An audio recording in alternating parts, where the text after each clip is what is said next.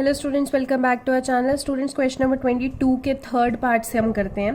Question number 22 में third part में देखिए आपको बोला है एफ एक्स आपको दिया हुआ है सीकेंट एक्स। तो सीकेंट एक्स को आपको अगर चेक करना है कंटिन्यूटी, तो सीकेंट एक्स को आप क्या लिख सकते हैं, 1/cos x। ठीक है, अब बेसिकली तो ट्रिग्नोमेट्रिक फंक्शन हर जगह कंटिन्यूस होता ही होता है, बट फिर से अगेन वही सेकेंड पार्ट वाली सिचुएशन आ जाती है कि हम 1/0 नहीं कर सकते। तो as cos x is continuous everywhere but except cos x 0 नहीं हो सकता।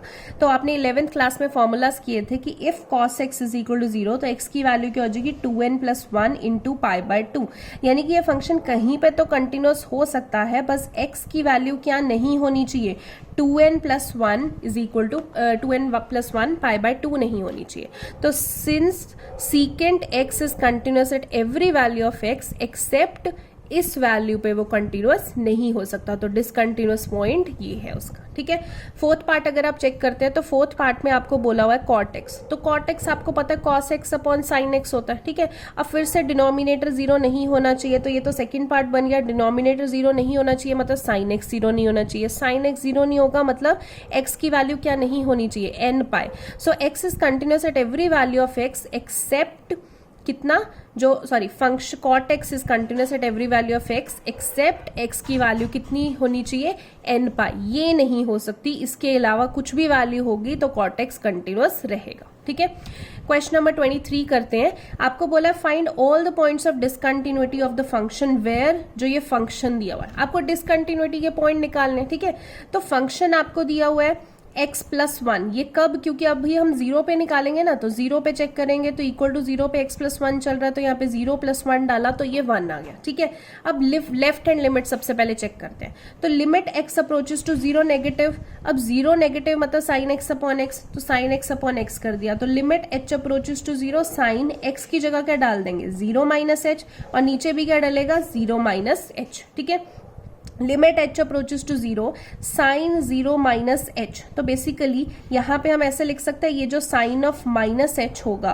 तो बाहर माइनस आ जाएगा, तो माइनस साइन h हो जाएगा, और नीचे 0 - h माइनस h हो जाएगा। माइनस से minus cancel, sine h upon h। तो अब जाके हमें यहाँ पे h इज इक्वल टू 0, अभी भी ऐसा चल रहा है, हमने अभी 0 नहीं डाला बिकॉज डिनोमिनेटर हम 0 नहीं कर सकते हैं। ठीक है, तो क्या हम लिखेंगे साइन h अपॉन h। हमने ट्रिग्नोमेट्रिक फॉर्मूलाज में क्या था कि थीटा अगर 0 तक अप्रोच करता है तो साइन थीटा अपॉन थीटा की वैल्यू क्या होती है 1। यहाँ पे थीटा क्या है h, अगर h 0 तक अप्रोच करता है तो साइन h अपॉन h की वैल्यू क्या हो जाएगी 1। सो ये आपका लेफ्ट हैंड लिमिट का आंसर आ गया। ठीक है, ऐसे हम राइट हैंड लिमिट करते हैं। Limit x approaches to 0 positive, 0 से ज्यादा जाना है तो x+1 रहेगा, तो यहाँ पे x की जगह क्या डालेंगे 0 + h + 1।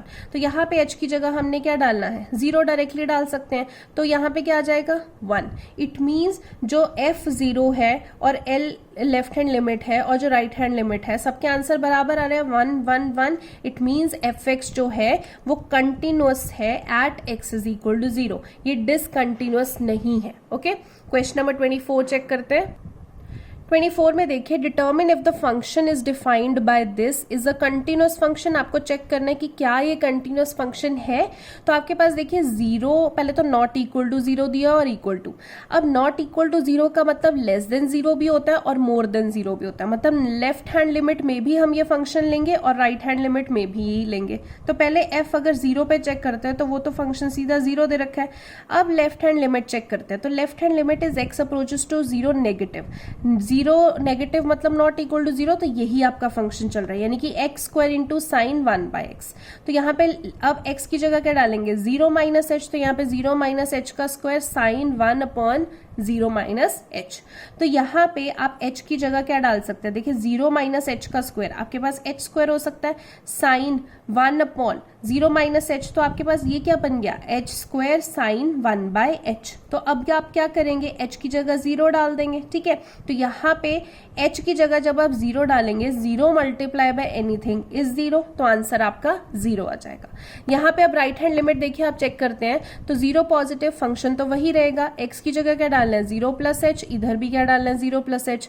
अब यहाँ पे एच स्क्वायर बन गया, यहाँ पे साइन 1 अपॉन एच बन गया। अब यहाँ पे यहाँ पे 1 अपॉन 0 माइनस एच ये लगा लीजिए, this multiply by anything is 0 आ जाएगा ना। तो यहाँ पे 1 अपॉन 0 प्लस एच होगा, तो साइन 1 अपॉन एच आ गया। अब इसी को जब 0 डाल दिया, 0 multiply by anything is again 0, यानी कि एफ ऑफ 0 और लेफ्ट हैंड लिमिट और राइट हैंड लिमिट बराबर आ रही है। It means the function is continuous at x is equal to 0।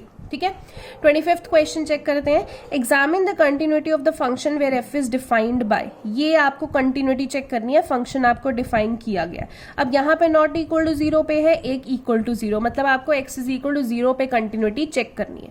तो आप फंक्शन पहले 0 पे चेक करेंगे, तो इक्वल टू 0 पे तो आपको सीधा -1 ही दिया हुआ है, तो फंक्शन 0 पे -1। फिर लेफ्ट हैंड लिमिट चेक करते हैं, तो limit x approaches to 0 negative, तो फंक्शन नॉट इक्वल टू 0 मतलब नेगेटिव में भी वही आएगा और पॉजिटिव में भी है, तो not equal to 0 sine x minus cos x. तो आपने डाल दिया यहाँ पे sine x minus cos x. अब x की जगह क्या डालोगे 0 माइनस एच, इधर भी x की जगह 0 माइनस एच। तो यहाँ पे लिमिट h अप्रोचेस टू 0 ही रहेगी।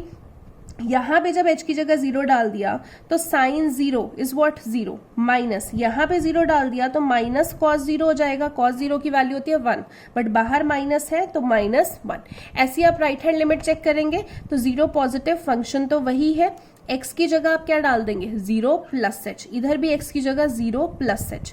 यहाँ पे लिमिट h अप्रोचेस टू 0 डाल देंगे। अगर यहाँ पे 0 पुट करते हैं तो sine 0 is 0 minus cos, h की जगह 0 पुट करेंगे, कॉस 0 इज 1, बट बाहर माइनस है तो -1। तो आप लास्ट में लिख सकते हैं as f of 0 is equal to left hand limit is equal to right hand limit. तो तीनों जब बराबर है, therefore the function is continuous at x is equal to 0। ठीक है स्टूडेंट्स, इस लेक्चर में इतना ही। और कुछ बच्चों ने मुझे एग्जाम्पल्स के डाउट्स भेजे थे, एग्जाम्पल्स मैं इकट्ठे ही एक लेक्चर में कवर करूंगी। एक बार आपकी एक्सरसाइज खत्म हो जाए तो आपके सारे डाउट्स मैं इकट्ठे ही ले लूंगी। सो 25th क्वेश्चन तक अभी मैंने करवा दिया है। इसके बाद आपका होमवर्क है स्टूडेंट्स, आपका होमवर्क क्वेश्चन नंबर 26 से लेके 29 तक आपका होमवर्क है, ये आपने करना है। इसके बाद इसमें जो डाउट्स होंगे वो आप मुझे बता देना कल तक, ताकि मैं उनको क्लियर कर सकूं नेक्स्ट लेक्चर में। Thank you so much.